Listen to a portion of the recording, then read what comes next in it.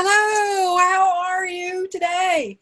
Oh, we have such a great lineup. The rest of this week, we've already been taught and motivated and inspired. And the rest of this week, we're having the Elkins family, three of the four members of the Elkins family with me. Today, we're having number one daughter. The life of a creative is not all bonbons and sugar plums. My guest today, world traveler, artist, and author Anna Elkins, helps us understand the process of creativity. And once we understand that, perhaps we can harness it better. That's an intriguing thought, isn't it? Anna's going to tell us about it. Hi, I'm Patricia Durgett, and this is Marketers on a Mission. We present marketing tutorials and interviews by and for Christian authors, speakers, and artists. This is episode number 173, The Poetry of Process. It's as much about how we create as what we create, with author, editor, and poet Anna Elkins. Hello, Anna. Hello there. Such a treat to be here. We've talked with your dad already. Completely gracious. We're talking to, and he's coming back Friday, so we're getting a triple dose of Elkins. You today, your mom tomorrow, and your dad Friday. It's going to be a great end of the week. So my very first question is, you're an editor and a poet. Now that is a total disconnect for me. How do you merge those two realities? That's actually, no one's ever asked me that question. That's wonderful. It's strange. I think I see a link in terms of the poet in me loves to refine and hone and come up with that definition of poetry, the best words in the best order. So in a way that dovetails pretty well with when someone comes to me with a manuscript and they want sentence level or even, chapter level help with that. I think the skills of a poet can come in very handy, because just that simple word shift here or there can change rhythm, even meaning. And I can find a lot of joy in it too. I would think that I wouldn't like to edit sometimes, and then I realize, I love it when I get that sentence to sing in the voice of a writer. I enjoy that. So I know that you were a poet and you have had artistic bents all your life, but editing is a little bit different. And when did you start becoming an editor? Yeah, I did a little bit in graduate school. One of my research assistantships, it's always been a clunky word, called myself an RA is better. I was helping for, oh my goodness, what was the name of it? English Literature in Translation, I think. It was a little kind of publication based out of the University of North Carolina, Greensboro. And I would be sent home, this was pre-digital editing, with a great big manuscript to do line editing. So looking for those commas and all of that.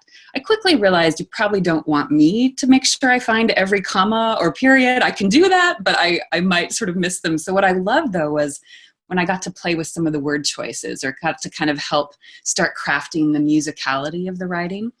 And I didn't really come back to editing until years later. Serendipitous encounter on an Alp in the Switzerland, met an expat couple who were working on a book, and one thing led to another, and I ended up editing for that writer. And it started kind of happening again and again. People would find out I edited, and it's amazing how many people have a book project and they, want that second pair of eyes. And so it's been, I joke that God is my agent. My dad too, he's marvelous, but I never put it out there. It's not even on my website. It's just something that happens. And I feel like those projects they're meant to happen when they do. Okay. I love all of that. Excuse me. I love the giftedness that he gave you, and then he created an opportunity for you to use that. That's his way, isn't it? It is beautifully said too. And I love that process as someone who likes to plan and maybe control a little bit, learning that surrender of I can do that, but I can also partner with the things I can't know, the projects I don't even know exist, whether they're my own or whether they're someone else's. So that's a good way to look at it. When you edit, let me ask you one more question about the editing. When you do that, is it across the board, genres, fiction, nonfiction?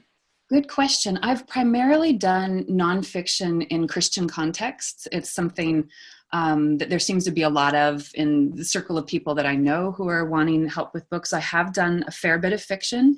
I haven't actually done a lot of official editing of poetry for others. I do a lot of swapping back and forth, with fellow poets. I've done some children's books, which I really, really love. It's kind of like poetry, but in, this, yeah, exactly. I know. I love my children's book for grownups.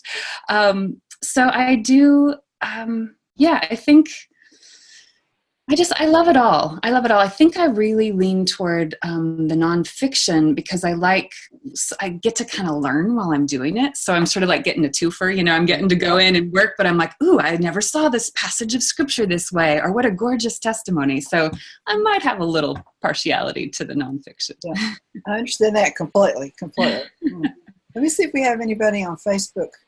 Kevin is here. Kevin, good afternoon, Kevin. So good to see you. We will have others join us momentarily. Let me open this up. So you just mentioned that you were in the Alps, I just went to the Alps last week. No,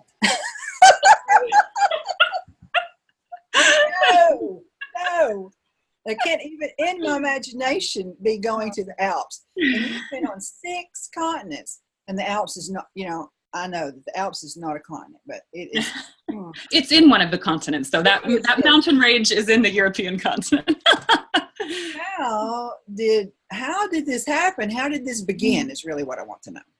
Oh, that's a good question. I'd probably have to give the abbreviated version because it could, go into the life story. But the long story short of how I ended up in the Alps was I had a grant to write poetry at this huge new media art museum in Germany. And I'd been there for 2 years and it'd been wonderful. I'd learned German, but I'd also kind of learned, air quotes, to walk away from the Lord a bit. It was in my 20s. And there were all these amazing philosophers who were brilliant, but also were brilliant at being very rational. And this idea of God seemed sort of antiquated. And I started to kind of follow this line of thought. Mm-hmm. And my parents had mentioned this little theological commune in the Swiss Alps called L'Abri, which is French for shelter. And it was founded by the Protestant minister Francis Schaeffer back in the 60s. It kind of happened organically, and people would go there and ask questions. And I really wasn't interested necessarily in doing something, with God at the moment. But they were wise parents. And they said, honey, if we paid for you to go for like a week to the Alps, would you like to go check this place out? And I thought, sure. So I ended up there, and it was Easter week. It was the year 2002, I believe, 16 years ago. And I arrived, and it was like a complete shift of my life there. I re-encountered the Lord. There was this whole strangely supernatural lineup of non-coincidences. They couldn't have possibly been coincidences. And I still remember the yellow of the forsythia blooming and just the gathering of sitting out with these views to the Alps with these people who were also seeking God. And I'm like, oh, God's not dead. God is fully here. And I'm interested again, so it's like he wooed me back in that way. And I ended up going for several months, both as a student and then later to actually edit as well. But on that first full 3.5-month chunk of time I went back, I was walking with a friend, and that's when I came up around the curve, and there's this little chalet, and out comes this couple, and that became my first editing job. So it was nothing I planned. It was a complete accident, as a lot of my life is. The irony being that I do love to plan and control. And so the Lord's like, well, let's try this. So I'm along for the ride. Yes. I know that feeling. I do. And did you always have the wanderlust, even as a small child or a young adult, teenager? No. That's such a good question. I don't remember having it. I remember actually my default being I like to stay in one place. I liked security, safety, the known. But one of the many blessings of my parents moving a fair bit as they were ministers growing up was that I got to start seeing different ways and places. And I think it made it a little more comfortable and even exciting. And then not long ago, I dredged out this paper I'd written at age 20. I think we had to do a self-assessment in college, and I kind of dreaded it. I thought, oh dear, what have I said about my writing? What have I said about what I want to do? And in this, at age 21, I had written, I want to be a freelance traveling writer and artist. And I'm like, I didn't even know I knew what that could be back then. Like, this was pre-social media. This is the 90s. Like, I didn't have a role model for that. And I must have had a little something in there that has always wanted, if I didn't know it when I was really little, it started coming out at some point, the desire to see this world. That really fascinates me. Um, that the Lord knew ahead. Of course, He always knows, and He knew ahead of time, and He gave you that. It sounds like He gave you that phrase, Yeah, and he then did. you're like, okay, that's it. That's it. Yes. Yep. How And many times are we searching and searching for a description or an answer or the words in a book, and we can't do it ourselves, and He always makes it look so easy, doesn't He? does. And the beauty is we can often just straight up ask him, like, Holy Spirit, too, what's the word? What's the title? And oh my goodness, sometimes all we have to do is remember to ask. Other times he doesn't even need us to remind him, of course. But it's sometimes fun when I'm like, oh, wait a minute, I didn't even think to ask. So I'm trying to reprogram the mind on a Yeah, consistent yeah. basis. Well, once you knew that this was what you wanted to do, what was your first trip? What country or continent did you go to first? Well, I had been to Europe at that time, and then I had a friend who was living in Berlin who invited me to go with her to visit a family she knew in India. So after that, I think at that point I'd been only to mainland Europe, and we lived briefly in the Caribbean a bit, which is not a continent. So India was my first main kind of adventure that was very much beyond my norm. And I was there for 40 days. We were working with a small little church in Kolar Goldfields.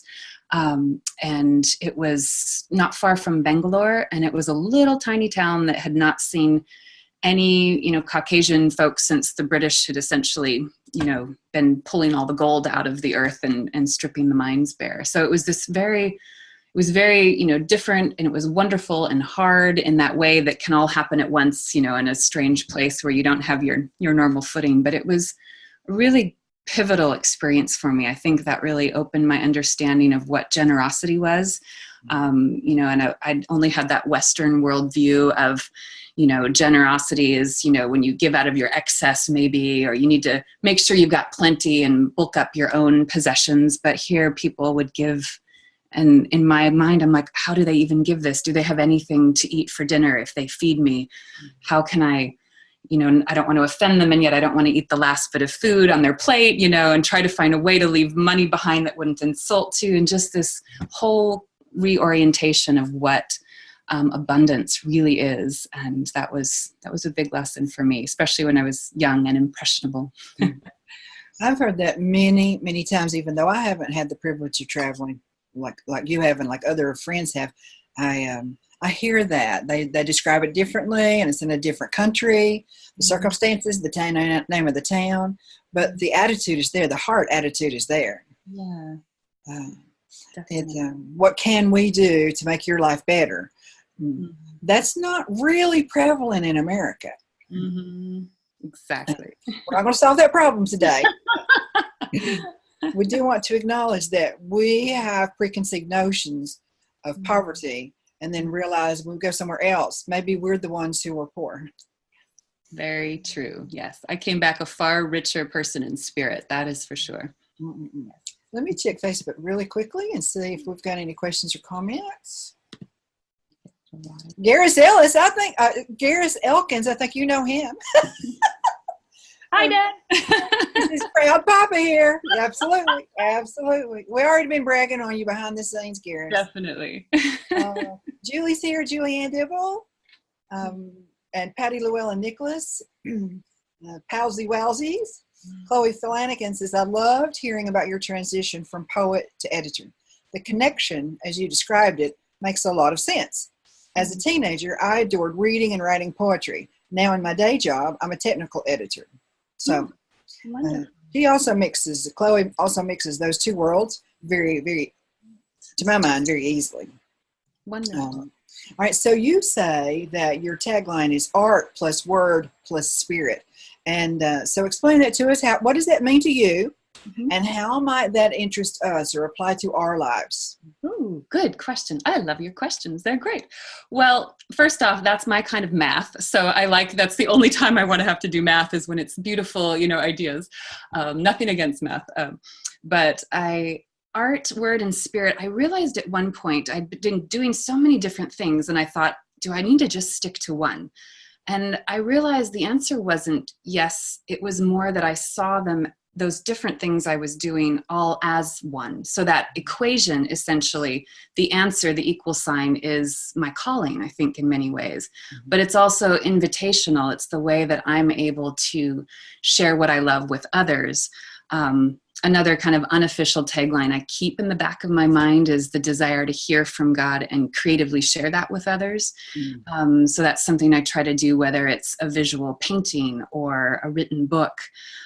Spirit is winding and wending all through all of that.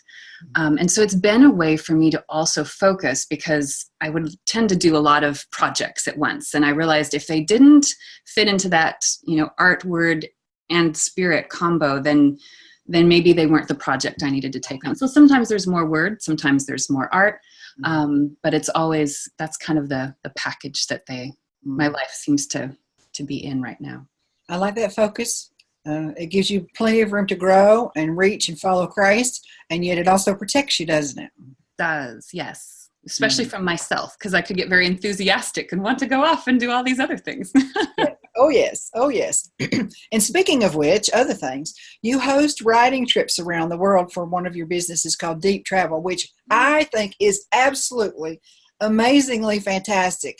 Please tell us a little bit about Deep Travel. Sure. It's my dear friend Christina Ammon's company, and I help her take workshops. So far, we've gone to Morocco, Nepal, Mexico, Spain, and there's others on the horizon as well. And we love to bring usually a writer along and then a group of people and do workshops in a place and seeing them in a deeper way. So instead of just crossing items off a list as a tour might do, we want to introduce people to the local artists and photographers and restaurateurs, and we want to invite people into homes and be able to really go deeply into a culture versus that surface, viewing. So it's kind of the difference between just jotting down in your journal, today I saw this and today I did that, but like, what does that mean and how can we take that deeper and in our writing as well? That seems to me to be a very unique approach. And I would think that once someone went on a writing trip, that they would want to go on all the rest of them. And we have we call our alumni have come back. I forget how many trips one of our dear has been on, 4 or 5 of them. So yes, that has happened. Come join us, Patricia. You're welcome to come on one. Oh, I'll tell you, it's not a story. It's just, I'm vision impaired, so I can handle everything in my sphere. But if I go to a different location and I can't see well enough, I can't even imagine. People would, uneven streets, not understanding what to expect, what's the culture like, wouldn't hear a noise, can't tell what it is. I would be fine because somebody would be taking care of me, but I would be a real burden to someone else. So I'll just watch yours and vicariously enjoy those new countries. That works. Actually, I love travel. I think it can involve another continent, but it can just involve reading a beautiful book at home too. I think that there are so many ways to see this world, and physically moving about it is just one of them, actually. So travel is a mindset in many ways. That's beautiful. Do you feel that your message is this combination of the things that you've already mentioned to me, in the sense that, are you invited to speak and deliver this message, or is it just the litmus test for everything that comes your way from God? You mean like the art, word, spirit combo and stuff? Oh, I'm not quite sure. That might still be, speaking of process, that might be kind of in the process, what that looks like. And maybe in 10 years that tagline shifts, or it's still there. So I don't really know. I think it could be a little of everything. It could be, that's a wonderful question. I don't think I have a very cohesive answer to it. Okay. You don't lose any points for that. Oh, good. None whatsoever. I've interviewed lots of different people through the years, and some of them, that's their guiding light, and some, it's their message, and then the third group, it's both. And I might be in that third group. That's a good way to look at it too. Yeah. I think we'll go with the third group. Yay! Now you've published books The Mhm. Honey Liquor, I Yeah. messed that up really bad. The No. Honey Liquor Angel. Yes. That was a novel published in April of 2013, and then The Space Between, a book of poems published in October of 2013. Those are radically different, not day and night, but they're not cousins, close No. cousins. How did you publish two of those and two books so different in the same year? That is, I love that you paid attention to the publication date. Well done. I don't know if anyone's really noticed that. Well, the short answer is probably that the novel I had begun well over a decade before. So it was the book that came to me, and I'd started writing in my 20s, and then life happened, and a teaching job far away happened. And one summer I came home, and I'm like, I need to finish this book. And I did some revisions and got it ready. And then I just, again, life happened. And one year I'm like, life is going to keep happening forever, and it just needs to be done. And so that in that spring of 2013, that's when I'm like, it's just time for the Honey Liquor Angel to come out into the world. And I had similarly already written most all of those poems in that poetry chapbook, The Space Between. So it was almost just this coming together, these projects that were like, it is time for us to be born. So they just were kicking and screaming. I'm like, okay, we'll make this happen. That's a good description. You've also written with your mother. I'm saving that for tomorrow if you don't mind. Sure. But I do know that you've written with your mother, had the privilege of writing books with your mother. That had to be super special. Oh, it was such an honor. My mom is so wise, and she just she's always blessed people immensely. And so as you'll, talk about tomorrow, those blessing books, just getting to be part of, I felt like I was in the middle of legacy and heritage. It was a beautiful space to be, and I felt very, very honored to be in that. I like that description. Mm-hmm. Checking Facebook one more time. If somebody has something to say, we want to make sure and include them in the conversation. Sharon Tedford is here. She's really enjoying it. Sharon is also an artist. She's a singer, songwriter, author. She has a lot of irons in the fire. And do you feel, I'm not sure how to word this. I didn't prepare to ask this. But do you feel that the moniker artist sets you apart in a negative way from people who are engineers and bankers and doctors, and or are you very easily accepted? The reason I'm asking is, do you get eye rolls, when something, oh, you're an artist, oh. I love it. Oh, that's a wonderful question. Oh, so many thoughts are popping into my head. Well, I tend to have a lot of artist friends now, so we're all kind of normal. Yeah. And but before I did, I would definitely get some, not so much eye rolls, but I'd get the genuine, like, how do you, make a living as an artist or a writer? Or maybe the assumption that artists, because some artists throughout history have gotten a bad rap for being either flaky or emotional or, having raging addictions and all of these things. And so to be a relatively well-grounded artist seemed like this, contrast that didn't work. And I don't so much see that anymore. I've taught a lot of creativity classes, and I always like to tell people everybody's creative. And I know creativity or creator and artist aren't necessarily synonyms, but I do think there's an art to the way we live. And just as if we go to a wonderful doctor, I think there's an artistry to what a medical doctor does. And the good ones kind of think of themselves as that, versus you really don't want to go to a hack doctor. You want to go to the one whose vocation is their avocation, and who does it with a kind of that same sense of awe and love that an artist would come to the easel or a writer to the page. Yeah. Does that kind of answer? Yes, it does. Yes, it does. Because we have the perception, all we know, if you're a non-artist and you don't know or love an artist, then the perception is, what you mentioned earlier, they're a kook. Right. They're poor as Job's turkey, and they're never going to sit, have a loaf of bread in their house. That's not a fair assessment, but that's the going description. That's the popular perception. Right. Yeah. And you are far and away different than that, all the way on the other end of the spectrum. Oh, thank you. So let's talk about The Heart Takes Flight. This was published in 2012, and then the next book was published in 2015. But let's talk about them one at a time. Sure. Tell us about The Heart Takes Flight, please. Yes. Oh, I love that book. Every time I see the cover, it makes me happy. So this was my first book, and this was everything in it is hand painted in ink, including the words. And I was doing a little ministry trip, and at the time, about 2 years before this came out, and during the kind of the worship segment before some speaking time, a man came up to me and essentially prophesied that I needed to work on my second book. And at the time I had that novel in that, the background. I hadn't finished it, but it was pretty much done.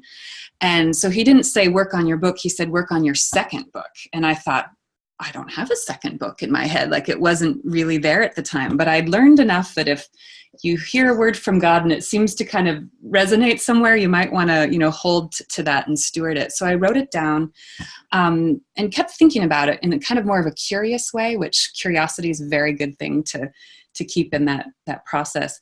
And then that fall, I believe it was, I ended up taking a writing class. And I think one of the assignments I sort of joined just to meet some other writers, and it was fun and light and easy. And I ended up doing this little storyboard. And it so surprised me. This little heart kind of started moving from being laying down to standing up and taking flight. And I thought, well, how cute is that? And I thought, maybe this is the book that this man mentioned. But again, life happened, and it took about a year before I made the time. I've learned since that you make the time because life will continue to happen. So I said to Laura, I'm like, I just need a writing retreat. And within, I think, 24 hours, dear friends who are interior designers and have this gorgeous home were like, would you like to house sit for us over the holidays? And I said, why, yes, I would. And so I brought my storyboard, my Japanese ink, my beautiful brushes, and I've learned a whole ream of paper. And I covered their expensive imported table with very thick layers of newspaper. And I just hand inked this story, and I had so much fun with it. It just came together, and the heart takes flight. And it's sort of the very distilled, almost poetry version of what it is to waken into our dreams, essentially. Mm-hmm. Oh, well, that was just what I was going to mention, that in your dedication that you dedicate to your mom, your dad, your brother, David, and all those. This is such a beautiful phrase. It immediately takes me to a new place of possibilities. All those who have risked waking into their dreams. That's lovely. Thank you. Thank you. I do like that. I feel like that's one that just came to me. So, well, this is the next book we were going to talk about, but a little birdie made a suggestion. He's a tall guy. He wears glasses. And he said, Patricia, ask Anna about her novel, The Honey Liquor Angel. Barges on French canals with a little bit of romance, a great movie script. So tell us about that, please. I love it. Well, The Honey Liquor Angel is very much, it's probably thinly veiled autobiography, as the phrase goes. It was sort of my story of kind of waking into my dreams, but I tell it through the lens of this fictional character, Mel, short for Melissa, which means honey in Greek. And so there's this young woman, sort of hero's journey style, she wants to break out of her life. She receives this invitation or the call and goes off on this adventure and ends up in France. And though she's deathly afraid of bees, she ends up working on a beekeeping barge that she does not know about. So it's this lovely sort of romantic adventure fiction, and I've been told that it needs to be a movie, which I would completely agree with. I just have to find the right director. I'm like, the whole thing's written, I can do the treatment. So every time I was seeing it in my mind's eye, it was the only thing I've written where I very much saw like the camera angle, and especially in France when that light is low in the late day and the leaves are just shimmering with sunlight, and there's a canal wending its way through beautiful plane tree lined forests. And so, yeah, I can still see it in my mind again, just like that camera's following it. So if you know of any film producers, do let me know. All right. Note to self. Well, we've already talked about one. Now we've talked about a second. Before we get to this one, which is adorable also, let's not leave out the space between. Let's go ahead and jump into that. So sure. Tell us about the space between. Oh, do you ever have those moments where you realize that a lot of everything you do kind of fits a theme you weren't even aware of? This book was pretty much that, the title included. And I realized that a lot of what I write about is trying to explore the space between everything, you know, whether it's heaven and earth, whether it's another human, whether it's between our dream and its fulfillment, our, you know, is versus what if. As I wrote this, I'd written many of the poems over years, and only as I started putting them together did I see that theme, that there's a lot of what could be perceived as, and maybe is, longing, but also how to navigate essentially the process of this life without just thinking there's some elusive product at the end and we reach the finish line and we're done. But it's all about the space between. It's all about the meanwhile. It's all about the hallway, as people call it. And so I finished that, and that was this little aha moment. I'm like, oh my goodness, I'm sort of fascinated by distance. You know, like, what is that distance? And am I continually trying to shorten that with everything I do? So, even though you're not directly talking about that this very moment, as we're talking about the space between, I'm sensing that you are a great observer of wonderful relationships. Oh, thank you.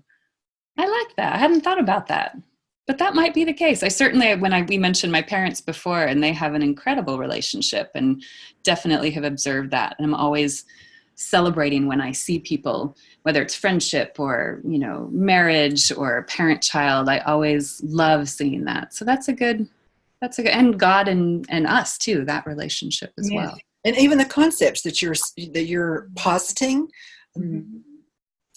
you're describing a relationship between two elements that fits like this. And you help us see that connection. Yeah. Well, thank you. Oh, that's good. Yeah, observation. I think some wise poet once said one of the main things about poetry is paying attention. We have to observe to be able to write. So I'm glad I must have accidentally followed that advice. Let's see here. See if I have any more instructions from Papa. So far we're doing all right. How delightful. How delightful. Let's see. So let's get back to And the Story of More. And this is another children's book for grown-ups. Will you explain that phrase for us, please? It's the first time I've ever heard it, and it just captures it. I do love it. And I don't think I came up with it. I feel like I might have read that somewhere. And I know certain, you know, there are many books that I feel are written technically for children, but they very much are aware of the grown-up in the background. And so my goal for this book, and also even on the back, I ended up having an 8-year-old and a grandmother write a little blurb for it, because my goal was to have that audience. I wanted children to be able to enjoy it, but also the parents who are reading it to children, or those who don't even have children and just want to recapture that childlike way we approach the world when we're not having to, you know, read the how-to manual, or you kind of entering that childlike mind. And this book, I actually started with a little vision. I love the ampersand, the symbol for and that's on the cover. And in my mind's eye, I just sort of saw, yes, like that little bottom yellow corner, I sort of saw the ampersand beginning to rise up. And it started with that yellow, kind of the color of sand or earth. And then it sort of shifted into those blues and became that deep blue of the sea. And I knew that it had a kind of journey quality to it. And so it became for me the symbol of more, like what it is, like it's all at once, we see it. But if you were to stretch that line out, it wouldn't look like an ampersand. It would look like a single line. So as we move through life, sometimes we're on that up slope and it's going up. And then other times we're like, wait a minute, I'm, you know, roller coastering back down, or you feel upside down and sideways. And then other times you feel like you're right on track, but it's all part of that same journey of more. And this one I modeled very consciously after Joseph Campbell's idea of the hero's journey, how I mentioned a bit earlier. And I just love that. And so it's very almost regimented. There's 10 little chapters based on those main transitions. And it's funny because it became like when I write a poem, if I write a form, it kind of helps edit, you know, if I know I'm doing couplets, say, or how I'm going to end a line break.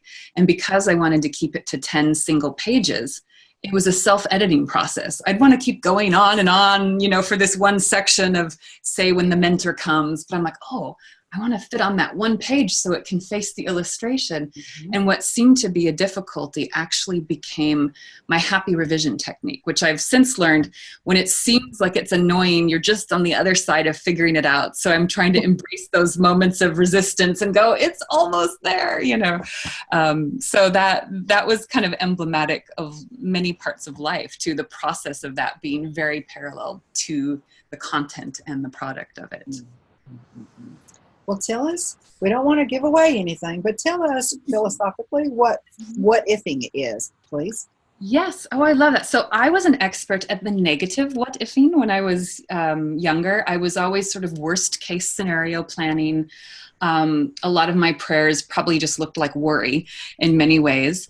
I hadn't yet learned what my father writes beautifully about in his book, Prayers from the Throne of God, which is, you know, starting seated in heaven and praying to earth versus praying from this limited place. So I was living very like a restricted, like mind and heart set. And so I started realizing, like, what if I were to think of the positive possible outcome, you know, instead of what ifing all the negative outcomes, if I started what ifing all the positive ones. And of course, we've learned in neuroscience and studies that what we focus on, we tend to just, our mind will be more and more attracted to it. And so if I keep focusing on those positive outcomes, not in some fancy, you know, just power of positive thinking, but mind of Christ and whatever is true and beautiful. And if I'm thinking on those things, this miraculous thing happens, and more of those tend to come than, you know, the worst case scenarios. So that's kind of the long version of what ifing. Well, this is a different approach on a concept that's eons old, but I like it because it breaks the mold. It's different, it's new, and that causes us to look at this. The reason the concept is eons old is because it still stands. It's sturdy. It's provable. Yes. And all stories are essentially, we're telling the same stories over and over again, right? It's love and war, stories of one of those things, essentially. Hollywood knows that, and every love story is some version of the love story, you know, and every battle, we just find those new ways to tell the same stories, I think. I really like the what if changing, which is the norm culturally and in humanity. What if the worst thing happens and we start dwelling on that? What if we turn that around and say, what if the best thing happens? I don't know too many people who say that out loud. I know. And what if the best thing happens? And most people will look at you just like that if you do. I know. But it's a great way to live. I know. It's a really lovely, I figure if we're doing that, enough of us start doing that, maybe that can become the general. So I've learned to, like, I get a lot of shock if I'm, you know, wanting to always focus on that positive outcome. And I can certainly slip back into the negative what ifing, you know, that's absolutely happens. But if I'm consistently practicing the positive, I'd like to think that maybe, you know, there's others out there doing that too. And eventually we'll maybe have a little more of that positive in the end. Yeah. Well, another problem that we're not going to solve today is that people who are non-Christians and not interested in being Christians feel that that's false. But actually, it's faith personified, isn't it? Mm-hmm. It is. Yes, it's the belief in the unseen. And so that what if, I'd really hope I'm believing in a good what if that's, you know, that's essentially faith too. So, yeah. What if God delivers me? What if he blesses me? What if he helps me find a job? What if he does that? Totally changes everything about your mindset, your peace level, your ability to rest, to think clearly, to articulate yourself. Okay. Yes. Get this book. This is a children's book for adults. Mm-hmm. Thank you. Let's see. You had before we get to the poetry of process. Mm-hmm. I saw something on your website. I saw several things, and we're not going to have time for me to mention all of them. But tell me about scuba lessons on the James Bond syllabus, please. I forgot all about that. You do your research. I forgot about that. So I had a dear friend who's a retired Swedish businessman, and sort of as a joke, he used to say he was trying to learn James Bond skills, you know, how to ski and how to say don't shoot in Russian, you know, which he actually did teach me and I've forgotten.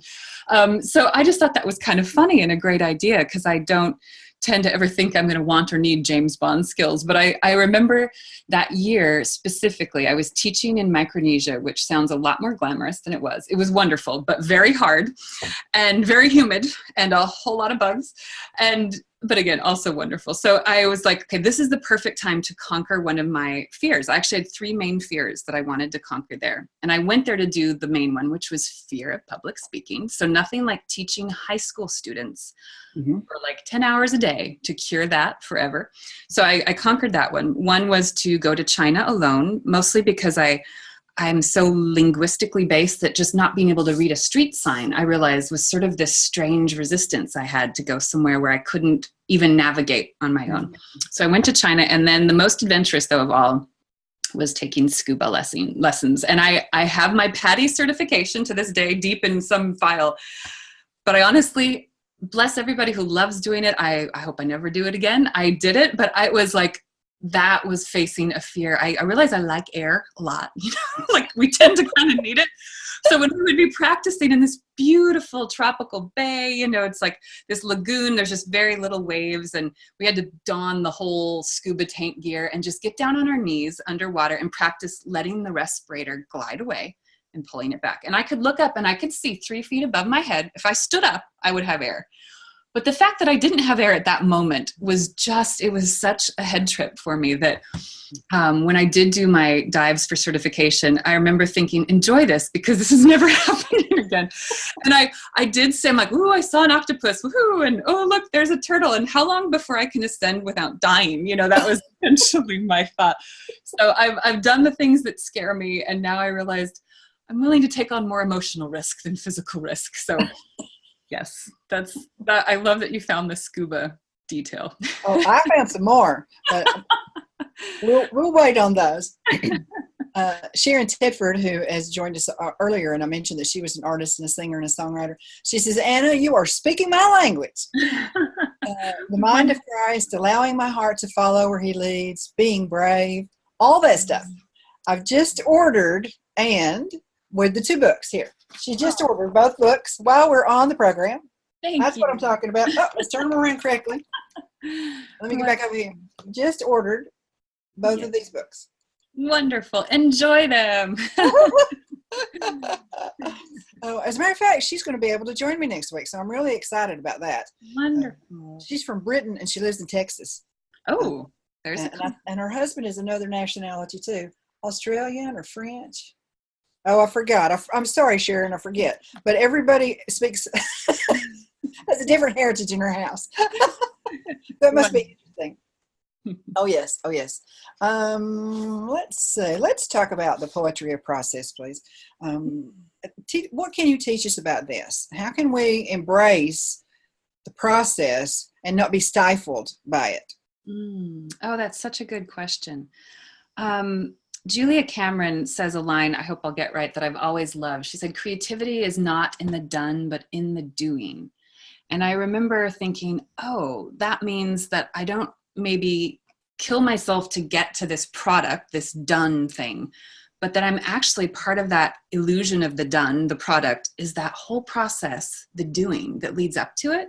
And that was kind of revelatory to me because I'd always been able to work really hard, but I didn't have much fun doing the work. Like I'd, just kill myself with the studying or the prep or the this, thinking that, oh, when it's done, then it's worth it. But that whole process was lost on me, that it can be beautiful.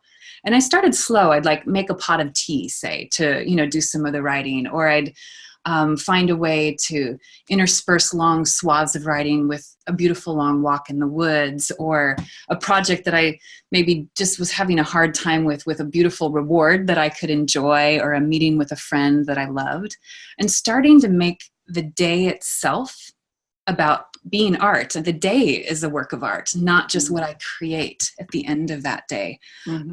Because as I mentioned in previous bits with some of those projects, like life would get in the way of, what I was doing. And I wouldn't realize that life's not really getting in the way. Life is the way. Like we're doing this day-to-day stuff. Yes. And that's as much about that's what it's about. So I can do the work, but I want the doing to be beautiful as well. And some days I do that well, and other days not so well. I'm still learning. But I'm now really embracing the process. And a great example of that, I was at a friend's house and we were painting, and she had laid these beautiful kind of sheets of butcher paper down, and we set our little 8x10 canvases on, and we were just painting away, you know, letting the brush get all over that little drop cloth paper. And I lifted my painting up, and the painting was okay, but I'd had so much fun. And I lift the little painting up, and I fell in love with that drop cloth, that piece of butcher paper she'd laid down. And on it are all of these, you know, lines that I just could remember when when that line went over, we were talking about this, or we were laughing when we were doing this bit here. And so without even thinking, I painted the word process in that little blank window where the canvas had been. And I put that up in my studio. And I don't even have the painting anymore. I just have that backsplash because it's such a visual reminder. It's the process. And so, yeah, I guess I encourage people to find the ways you can do what you love, that you love, the ways themselves, not just, you know, the thing at the end. And yeah, the enjoyment and the curiosity are so important. We spend more time in the doing than in the done. Yes. Do you feel that, I'm not sure how to phrase this. Are you saying that when we choose to do the things that we love, that we can enjoy and embrace the process itself even more than we currently do, and it not be so much work or drudgery or got to fit the schedule, got to meet the deadline? If we focus on the doing and the creativity found within that and the connection with the Holy Spirit as he helps us create, it only makes the finished product even better, more valuable to us and the recipient. Totally. That's exactly it. Yes. And a lot of it can be mindset too. Just like, can I do this with joy, you know, joy despite circumstance? Maybe it's not the task I want to do, but maybe I come at it and I say, I'm going to do the best I can. And I'm going to keep a joyful attitude about this, even if my Wi-Fi fails, you know, even if X, Y, or Z, and to have a plan maybe in place for the things, you know, that drive you crazy. You know, like I know that now and then my Wi-Fi will glitch out right in the middle of a very important upload, or the minute I want to send my newsletter out, that I maybe forgot to back part of it up, you know. And so instead of knowing, you know, that can happen and doing nothing about it, if I start to kind of get that sense of just like annoyance, I'll be like, this is a beautiful time to go for a walk. You know, I have that luxury. I'm self-employed. I can just close the laptop case down. I can go for a walk, and I come back and the Wi-Fi is up and happy, and it's like, we're fine. And I'm like, so am I. And if I didn't have that luxury, even if I'm, you know, in an office and I have, you know, structure around me, there are ways that I can choose to come at things with more joy and be ready for when they, you know, I know they might not work. Here's what I'm going to have ready to go. Here's the, you know, and as Christians too, like, here's the scripture that I know is going to bring my heart back to center. You know, here's the way that I can just remind myself of a past success or what the Lord last told me, you know. So there's lots of ways we can use our own personal histories and our understanding of how we work to improve how we work. That is a new thought for me as far as art is concerned. All of us get that in a relationship environment. Mm-hmm. The water starts boiling, and you know, we need to be proactive and separate and give each other time to cool off, or here's a trigger, watch for this trigger so we can keep it from even happening at all. How to move on once it has happened if we haven't controlled ourselves well. But you're saying using those same techniques, looking ahead, this is going to happen, it could potentially be negative. Let's make a plan today. We do that when we're going to grandma's house, you know what I mean? You know, yeah. If Aunt Susie's there, you know, she talks all the time, just don't get aggravated. You have a plan ahead of time. Absolutely. And you're talking about using that same technique on the creativity process. Totally. And I think someone called it, I can't remember who, I think they called it scripting your failure. It's like when you know something's going to go wrong, and failure is sort of a big word, you know, maybe just scripting the possibility of things going bad with Aunt Susie, you know. So if you can script that and you know, and you've got a couple options, then you don't have to have that reaction time where you start getting riled up and then you reach that little point of counting to 10 no longer works. So if you're able to have like, this is my backup plan, I think that does help. And that certainly helps, whether I'm painting or writing or doing more administrative tasks. I like to know what will kind of help me reset and focus on the good stuff versus what's not working. It's kind of like another form of what ifing, maybe in the positive sense. Yeah, I really like that. I'm going to use that from now on. Good. I'm very good at relationally, but not good at it at all. Not even ever seeing the need of it creatively. And so you just helped me, and I know that you have helped other people who are going to watch this both live and the replay. I know that's an epiphany for a lot of us. Oh, thank you. I think that was my hard won lesson. So I am so happy to save somebody some time and some yelling at the computer when no one's listening kind of. Let me check Facebook one more time before we wrap up. Oh, Sharon is here. She says, my hubby is Irish. So she's British, he's Irish. Fun. But I love both accents. So, we're just welcome you here, and we're glad you're here. Both of you are here and your family, Sharon. Let's see. I think that's everything that I had in mind. We have some other things that we could say, but we'll save them for possibly another time in the future. Lovely. I love possibility. Thank you so much for being with us, Miss Anna Elkins. Thank you so much for having me. It's been a pleasure. And thank you to everyone who listened, and blessings on your creative processes, everybody. Thank you as well, viewers. There's no need for us to be here if you're not here. Whether you're watching live or replay, if you have a question or a comment, we welcome those. Tag us so that we can answer that and be involved and get you to the next step if that's what you need, or a resource, so forth. I think Sharon just sent something else. Let me check really super quick. Well, this happens sometimes. People say stuff, but then Facebook doesn't show me what they say. So we'll need to check, if you don't mind, when we're finished. However, tomorrow, this fine lady's mother is going to be with us. And she's not famous or well known because she's Anna's mother, even though that's probably an oversight. She was a servant of God for decades, and is a well-known author. She's just speaker. She touches people's hearts. Her name is Anna Elkins. She's going to join me, and she's going to tell us how one single step of obedience opened the gateway to an entirely new path for her. I cannot wait to hear this story. And then Anna's father and Jan's husband, Garris, who has been with us before, he's going to join us on Friday. So don't miss anybody, because you're going to want to hear the whole Elkins clan. Your brother David is not a writer, but if he was, we would want him here too. Yeah. But everybody. All right. We're here every weekday at 12 Pacific, 3 Eastern. I hope you learn the craft of writing, speaking, and marketing from those already doing it. We are all on mission for God, and our mission field is the internet. We must become excellent marketers so we can reach those online God has gifted us to serve. This is what we do. This is who we are and why we're here. We're so glad that you were here today. So once again, Miss Anna, we thank you, and we'll see you tomorrow.